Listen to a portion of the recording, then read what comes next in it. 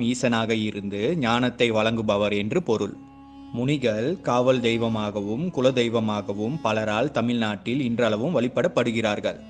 அந்த காலத்தில் கிராமங்களில் திருடர்கள், கொள்ளையர்கள் போன்றவர்களிடம் இருந்தும் பெரும் மழை, புயல் போன்ற இயற்கை பேரிடர்களில் இருந்தும் காக்கும் பெரும் சக்தியாக முனி இருந்துள்ளனர்.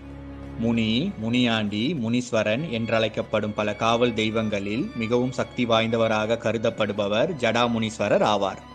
ஜடா என்றால் விரிந்த சடை என்று பொருள்படுகிறது.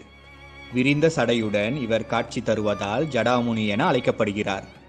இவர் தலைவிரி கோலமாக சுடுகாட்டு சாம்பலை உடலில் பூசிக்கொண்டு, கொடிய பாம்பை கழுத்தில் மாலை போல அணிந்து கொண்டு, கையில் பலவித ஆயுதங்களை ஏந்தி கொண்டும் தவறு செய்பவர்களை அச்சம் கொள்ள வைக்கும் அகோர உருவத்தில் காட்சியளிக்கிறார்.